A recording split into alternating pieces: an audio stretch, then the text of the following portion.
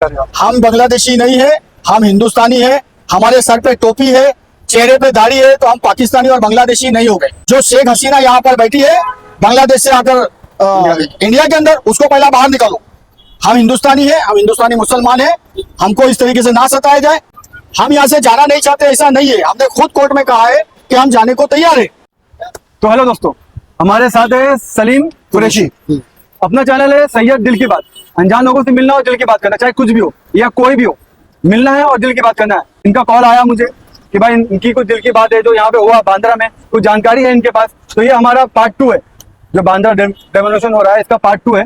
तो इनके बारे में ये क्या बोलेंगे, क्या जानकारी है, सुनते हैं।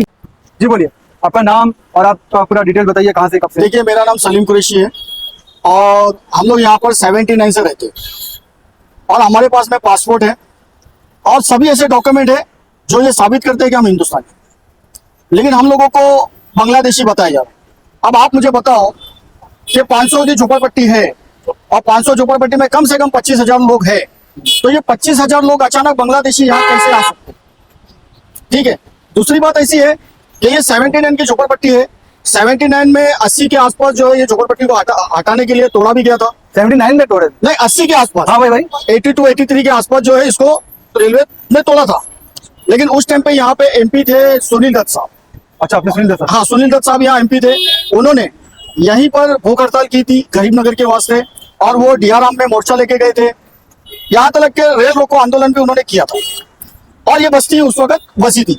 इसको नाम देने वाले गरीबनगर हमारे दत्त साहब है, वो एमपी थे उस वक्त। अब दूसरी बात ऐसी है कि बांग्लादेशी, हम मुसलमान होना कोई गुनाह नहीं, मुसलमान होना कोई गुनाह नहीं है और हमको सरकार से कोई तकलीफ नहीं। लेकिन इस तरीके के लोग जो समाज के अंदर इस तरीके की बातें फैलाते हैं, सरकार हमारी चौकसी कर ले। यहाँ पर एक पुलिस का पूरा प्रशासन है, 25,000 बांग्लादेशी अचानक कैसे आके बस सकते? ये लोग सिर्फ मुसलमान को देखते हैं, कभी बोलते हैं कि ये पाकिस्तानी है, अब पाकिस्तानी हट गया तो अब ये बोलते हैं ये बांग्लादेशी है, कल को ये कुछ और भी बोल सकते हैं। तो किरीट सोमैया जी के पास में ऐसे क्या पुरावे हैं? वो किस आधार पे हम 25,000 लोगों को बांग्लादेशी बोल रहे? उनको सबूत सामने रखना चाहिए, सरकार के पास सबूत देना चाहिए। बाजू में पुलिस स्टेशन है, पुलिस स्टेशन को पुरावे देना चाहिए और अगर बांग्लादेशी है तो उन पर कार्रवाई होनी चाहिए। इतने साल से नहीं हुआ यहाँ, आप बोलेंगे 79 80 से बसे, तो अब क्यों तोड़ा गया? ये मालूम हो गया। ये एक ट्रेन चल रहा है, ये एक ट्रेन चल रहा है। एक अंग्रेज पत्रकार यहाँ पर आया था, उसने एक ब्लॉग बनाया था कचरे के ऊपर, बांद्रा में हमारे एरिया में आया था और वो उन साहब ने एक ब्लॉग बनाया था और वो ब्लॉग उन्होंने डाला था। वो ब्लॉग को देखकर किरीट सोमैया यहाँ पर आए थे और तब उनको पता चला कि यहाँ बांग्लादेशी रहते। तो हमारे पास में पासपोर्ट है, हमारे स्कूल के सर्टिफिकेट है, जन्म प्रमाण पत्र है और ऐसे बहुत सारे डॉक्यूमेंट है। तो मुंबई का, बांद्रा का ही है? बांद्रा का ही है, गरीबनगर का ही है। अच्छा। हमको सरकार ने पानी दिया है। आप कहीं से आए नहीं है, मतलब बिहार यूपी कहीं से आए नहीं, मुंबई का ही है? नहीं, मैं जो पैदा हुआ हूँ मैं गरीबनगर में ही पैदा हुआ हूँ। अच्छा, मैं जो पैदा हुआ हूँ गरीबनगर में पैदा हुआ हूँ। 79 के पुरावे मेरी माता जी जो है, मेरे पिताजी जो है 79 के पुरावे गरीबनगर के। तो वहाँ उस वक्त घर कितने थे और आज कितने हो गए? देखिए, उस टाइम पे हमारे जो घर थे वो लगभग 300-350 घर उस टाइम पे थे। अच्छा, 300-350 घर हम लोग थे और हमारी सोसाइटी में भी उतने ही लोग हैं। 359 लोग हमारी सोसाइटी में है। 359 का रेलवे के अंदर केस चला है, रेलवे के अंदर डॉक्यूमेंट जमा है। अगर हम बांग्लादेशी होते तो रेलवे में सभी के डॉक्यूमेंट जमा है, यहाँ तक के बॉम्बे के हाई कोर्ट में सारे लोगों के पेपर जमा है, सारे लोगों के नाम जमा है। और 10 साल से हम गरीबनगर बस्ती का केस लड़ रहे हैं, हमारे पास उसका स्टे भी था और हमको 2024 में माननीय हाई कोर्ट के जस्टिस माधोजी जामदार इन्होंने एक फरमान, एक आदेश जारी किया कि इन लोगों को 6 हफ्ते की नोटिस लगा के हटाया जाए।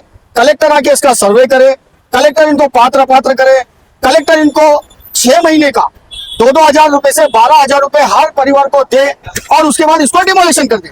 हम इसके पक्ष में है, हम यहाँ से जाना नहीं चाहते, ऐसा नहीं है। हमने खुद कोर्ट में कहा है कि हम जाने को तैयार है, खाली ये कोर्ट का जो ऑर्डर है इसको लागू किया जाए। लेकिन रेलवे ने नहीं सुना और यहाँ पर दूसरी एक सोसाइटी थी, एकता वेलफेयर सोसाइटी, वो एक बाकड़े पे 4x6 के बाकड़े पे रेलवे ने नोटिस चिपकाया था। पूरा गरीबनगर तोड़ने वो नहीं आ रहे थे, खाली एक बाकड़ा तोड़ने आ रहे थे।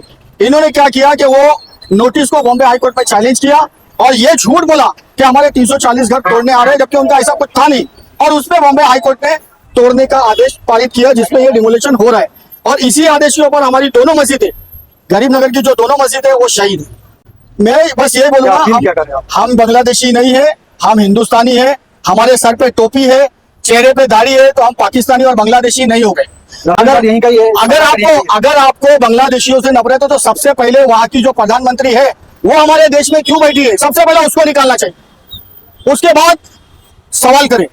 जो शेख हसीना यहाँ पर बैठी है बांग्लादेश से आकर इंडिया के अंदर, उसको पहला बाहर निकालो। हम हिंदुस्तानी है, हम हिंदुस्तानी मुसलमान है, हमको इस तरीके से ना सताया जाए। सरकार चाहे तो चौकसी कर ले और किड सुमैया को बोले कि वो एविडेंस ला कर दे कि कितने बांग्लादेशी यहाँ पर है। बहुत सारी बातें सुने समझे, लेकिन हमको अभी भी ये समझ में नहीं आ रहा है कि ये तोड़ दिया गया, अब इसके आगे क्या, इसका हल क्या है? हाँ, मैं वो भी आपको बता देता हूँ। देखिए, अभी जो है कोर्ट जो है छुट्टी पे गया हुआ है। एएस गडकरी और कमल खाटा की बेंच में, ये दोनों जज की बेंच में हमारा मैटर लगा हुआ है। उन्होंने 359 लोगों को प्रोटेक्शन दिया था और जो 100 लोग पात्र है उनको तोड़ने से मना किया था। और 359 की लिस्ट जो रेलवे ने हमको दी थी उसको कोर्ट में अमेंडमेंट करके जमा करने को कहा था, हमने ये सब कर दिया है। लेकिन वो बेंच छुट्टी पर चली गई और ये लोगों ने, रेलवे वालों ने दादागिरी करके दूसरी एक सोसाइटी के एक ऐसे आदेश पर, जिसके अंदर ना उन्होंने किसी का नाम दिया ना किसी का कोई आईडी दिया, खाली एक आंकड़ा लिखा, उसका नाम है एकता वेलफेयर सोसाइटी, कि उन्होंने ये लिखा 340 घर तोड़ने आ रहे, बस ये 340 का आंकड़ा दिया, ना किसी का नाम दिया ना किसी का आईडी दिया। लेकिन हम 10 साल से जो केस लड़ रहे थे उसका भुगतान हमको भुगतना पड़ा, रेलवे ने आके हमको तोड़ा। हम जाने के लिए तैयार थे, कोर्ट में भी हमने कहा है, हमारे पास ऑर्डर है। हमारा केस नंबर देख लीजिए 26445, ये पहले का केस नंबर है। अभी जो लगा हुआ है 8840 और 17200, ये दोनों केस लगे हुए हैं। इंशाल्लाह जैसे ही कोर्ट ओपन होगा हम मेंशनिंग करेंगे और कोर्ट के सामने सारी बातें रखेंगे। और हमारे साथ जो जुल्म हुआ है, जो हमारी मस्जिदें शहीद हुई है, हम वो भी रखेंगे। और इसके ऊपर हमको पूरा विश्वास है न्यायालय से कि वो हमारे साथ इंसाफ करें। बहुत अच्छा लगा, बहुत कुछ समझ में आया कि यहाँ पे हुआ क्या है। कुछ समझ में नहीं आया था, है एक घर था वो तोड़ दिया गया, इतने लोग थे बेघर हो गए, पाकिस्तान से आए बांग्लादेश से आए, नहीं पता था। बहुत सारी बातें क्लियर नहीं हो रही थी, ना किसी चैनल में, न्यूज चैनल में सुना नहीं मैंने कि इसका क्लियर क्या है बातें। इन्होंने बहुत सारी बातें बोली, समझाई। अब इससे देखेंगे हम लोग कि कितना सच है और कितना आगे क्या है, जानकारी लेंगे आगे। Thank you so much. देखते हैं अभी और लोगों से बात करके कि उनका राय क्या है इस बारे में। मिलते हैं, थैंक यू सो मच।